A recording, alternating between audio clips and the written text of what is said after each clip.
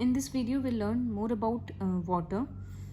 So water we know is very important for our survival because our body needs water to carry out various chemical reactions, and we need water in our daily life for drinking, bathing, washing clothes, and so many purposes.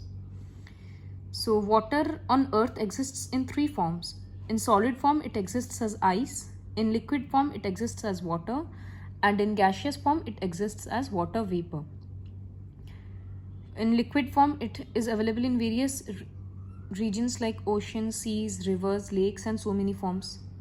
In the form of ice it is found mainly in glaciers, and in gaseous form it is present as water vapor. About 97% of all the water on earth is present in oceans and seas, so which is salt water.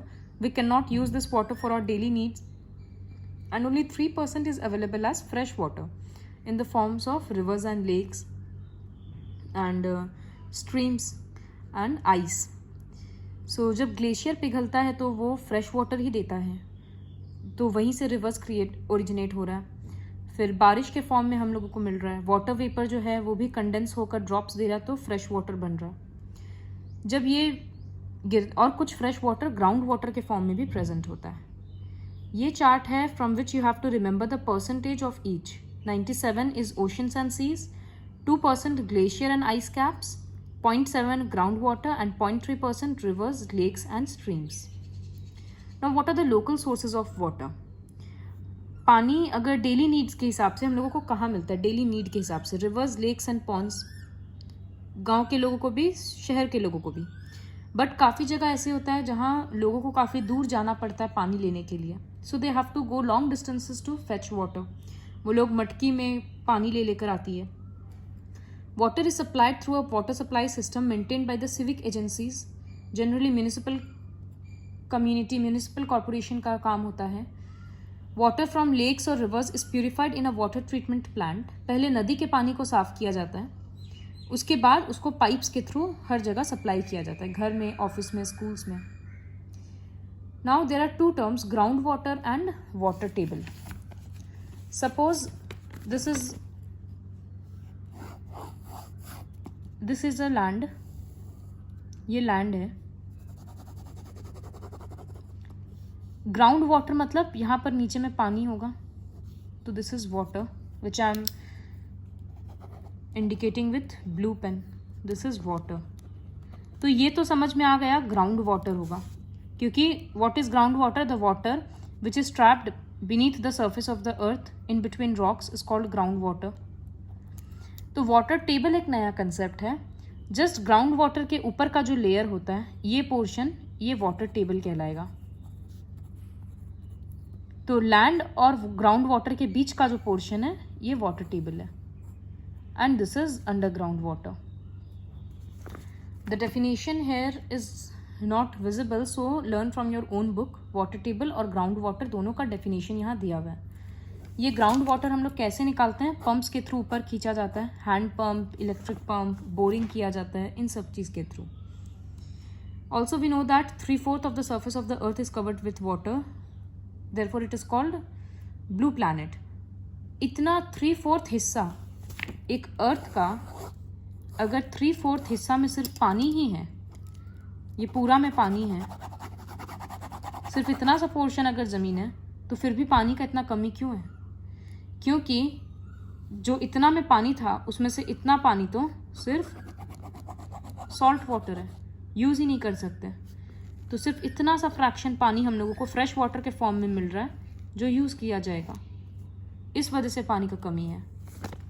तो why is there a scarcity of water? Because amount of fresh water available is very less, and population is increasing at an alarming rate. So to meet the demand of the people, they are exploiting the resources.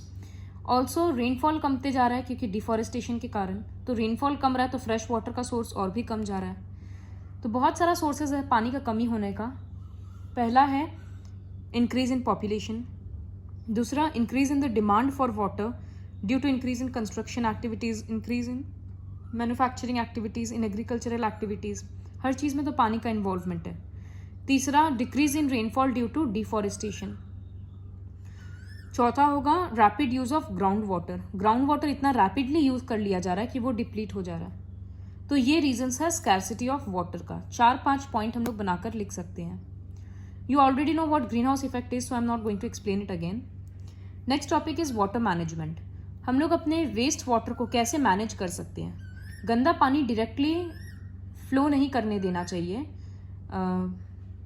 Okay, so first the topic is water management. So first, पानी कैसे बचाएंगे, अच्छा पानी। तो that includes rain water harvesting.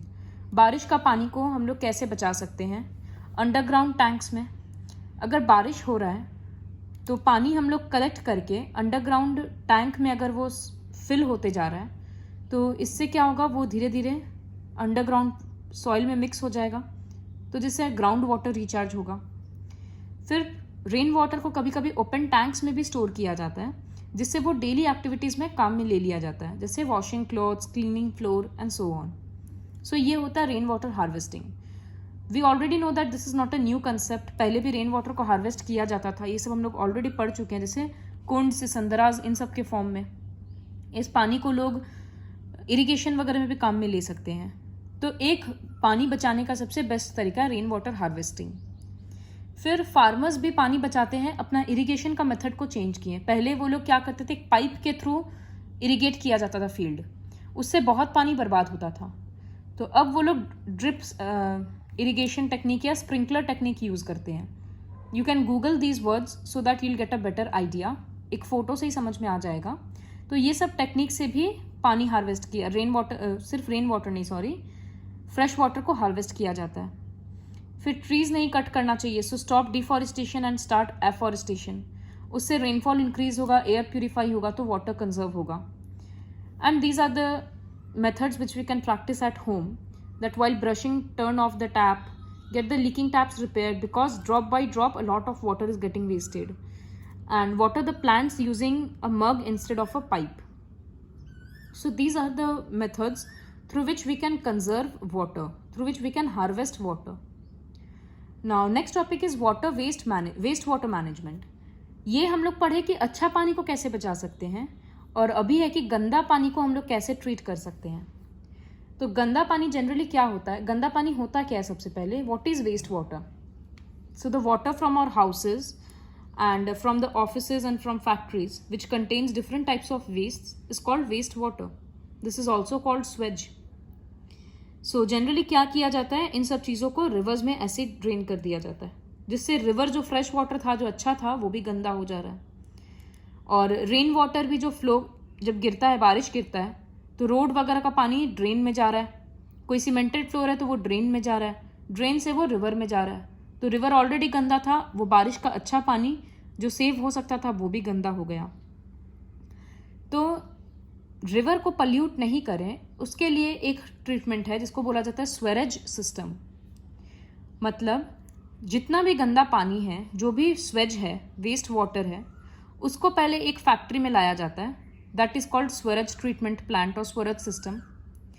वहाँ पर से waste को हटाया जाता है। फिर जब वो पानी थोड़ा हार्मलेस हो जाता है, तब उसको वापस रिवर वाटर में छोड़ दिया जाता है। So it is just a network of pipes which, जैसे घर में साफ पानी आता है, वैसे ही गंदा पानी घर से लेकर जाया जाता है through a network of pipes called sewerage system. वो पूरा स्वेज कैरी करता है और वेस्ट वाटर ट्रीटमेंट प्लांट में ले जाता है। वहाँ उस पानी को क्लीन किया जाता है और प्यूरिफाई किया जाता है। उसके बाद उसको रिवर वाटर में मिक्स कर दिया जाता है, रिवर या सी वाटर में। तो ऐसा करने से क्या होगा कि सी वाटर या रिवर वाटर गंदा नहीं हो रहा। तो ये पानी का पल्यूशन को बहुत ज़्यादा रोक रहा है। So in this way our waste water should be managed.